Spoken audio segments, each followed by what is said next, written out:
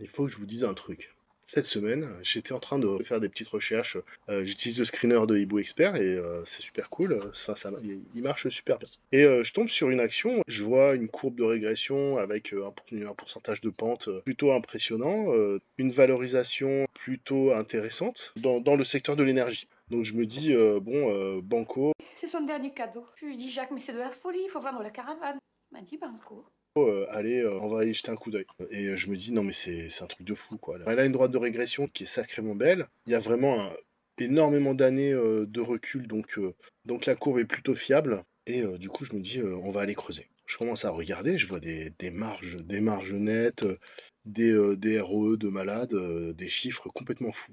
Et donc là, je deviens fou, quoi. Je me dis, mais c'est pas possible, c'est trop beau pour être vrai, quoi. Je suis tombé sur une vraie pépite. Donc là, je commence à regarder et tout. Et si vous voulez, on va faire ensemble la démarche que j'ai eue lors de mes recherches. Cette entreprise, c'est DNO. C'est une entreprise norvégienne qui fait de l'exploration et de la production de pétrole et de gaz naturel. How dare you! Comme vous voyez, les variations depuis le 1er janvier, c'est moins 12%. Mais depuis, c'est en train de se redresser là depuis quelques jours.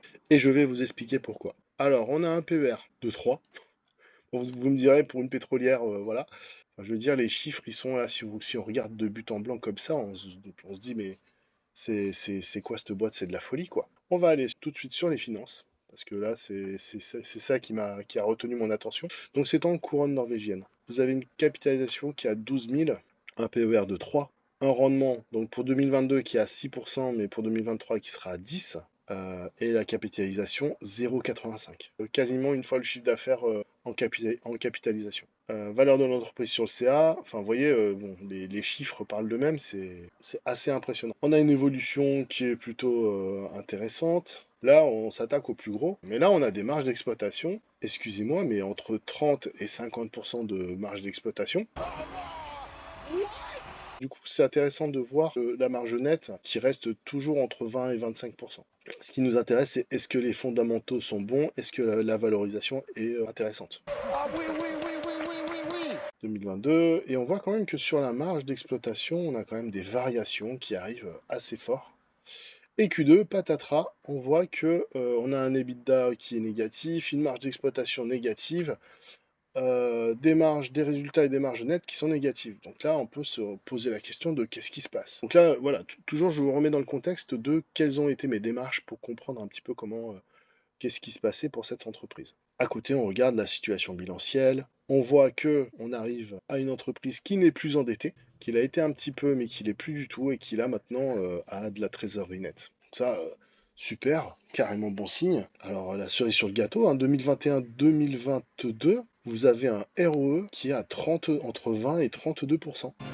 Here we go.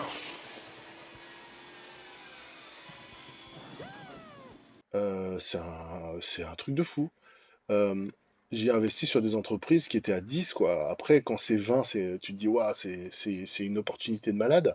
Donc là, 30, tu te dis, mais j'ai touché le Saint Graal, c'est quoi ce. T'es tombé sur une pépite. ROA, bon, ok. Depuis le 1er janvier, on a une variation négative, alors que on voit qu'il y a une tendance de fond sur le prix du pétrole qui est à l'augmentation. Donc je me dis, mais c'est pas possible, il se passe. Il y a un truc. David Hasselhoff.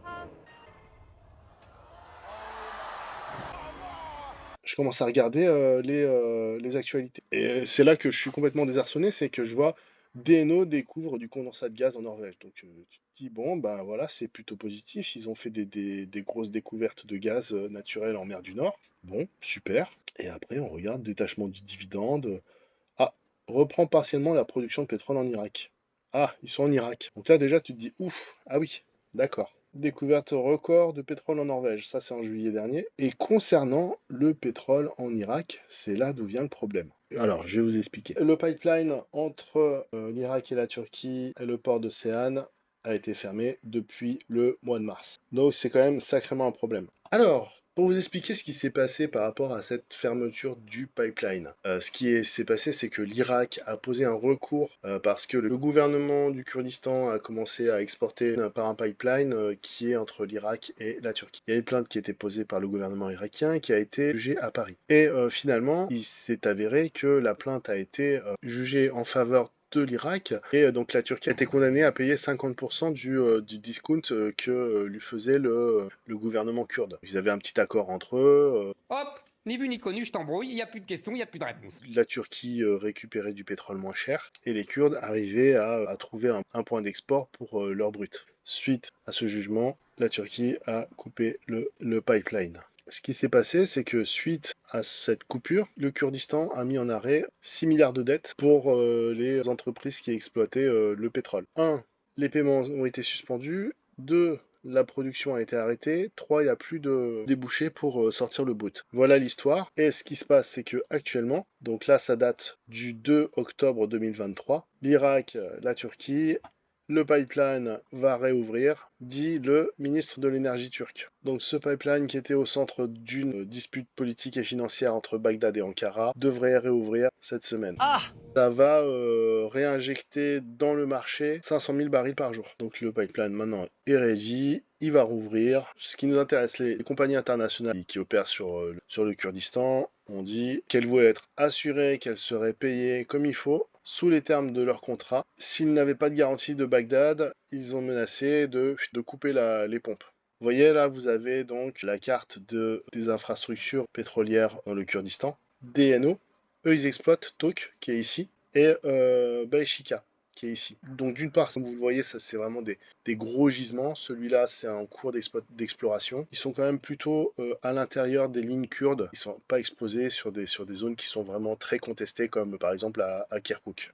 Moi, à partir du moment où j'ai lu que, le pipeline allait rouvrir et que DNO allait pouvoir recommencer à exploiter ces gisements de façon pérenne, je me suis dit, bon, il y a un risque, effectivement, hein, c'est un positionnement qui est risqué, mais je vous explique ma démarche et je me suis dit, ok, là, ça va tout juste de commencer. Donc pour l'instant, sur le Q3, on va pas avoir des résultats qui seront magnifiques parce que on a un petit peu louvoyé et encore pendant 1 mois et demi, ça va prendre du temps.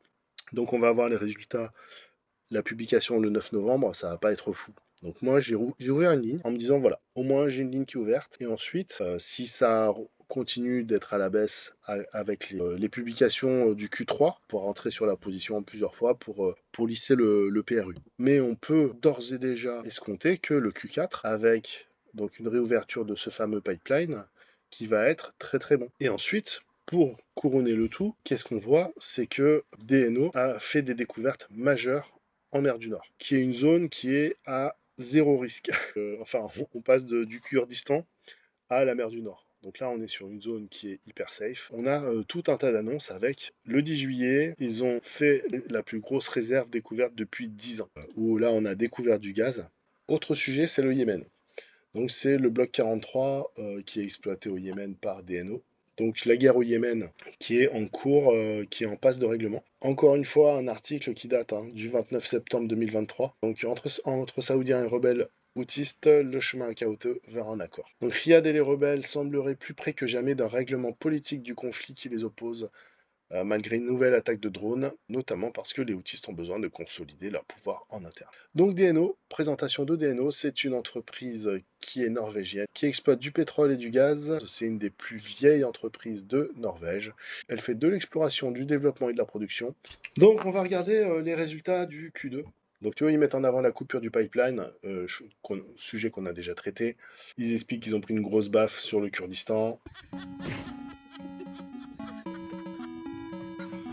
Ils ont réussi à sortir 14 000 barils par jour. Par contre, c'est vraiment leur plus bas depuis 13 ans. Et ils ont une baisse sur la mer du Nord. Donc, qu'est-ce qu'ils ont fait à partir du moment où le pipeline a été fermé?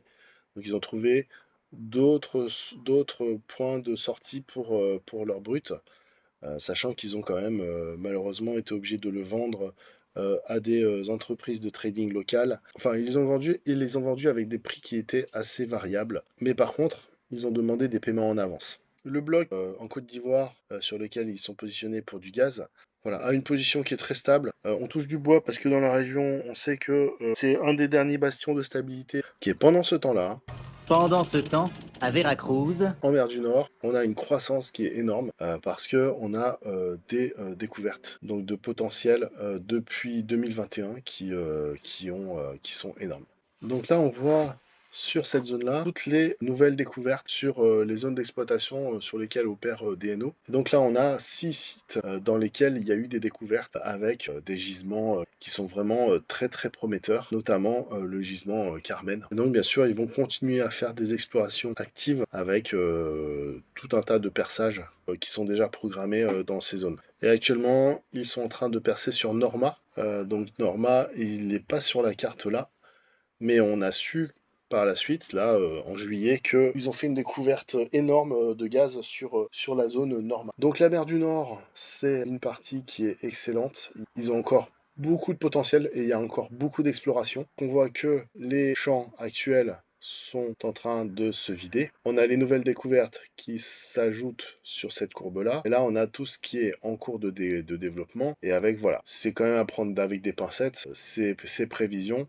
Mais en tout cas, voilà, on a quand même de grosses capacités de production encore, parce que c'est une entreprise qui continue ses explorations. Donc, financièrement, très très mauvais, le Q2 2023, avec des revenus effectivement qui sont en baisse, hein, il faut quand même le signaler. 2022 a été une année exceptionnelle, hein, il faut pas se mentir. Mais voilà, on a un Q2 qui fait très très très mal à l'entreprise, et on aura un Q3 qui sera mauvais. Il faut quand même l'anticiper. Donc le cash en Q1 a été quand même pas mal grignoté suite aux soucis qu'il y a eu sur le Kurdistan. Ce qu'on vient quand même de dire, c'est qu'on a quand même des investissements. Alors le cash flow devrait s'améliorer grâce aux ventes qu'ils arrivent à faire aux entreprises locales pour le Kurdistan. La production en mer du Nord devrait s'améliorer aussi. Voilà, donc Q2 catastrophe, Q3 ça va remonter un petit peu, et Q4, que les vannes ont été réouvertes, ça va remonter à fond les ballons. Donc une entreprise qui est quand même sacrément solide, qui a du cash. La première fois que je l'ai vu, je me suis dit non mais c'est pas possible, les chiffres que ça nous présente, c'est un truc de malade.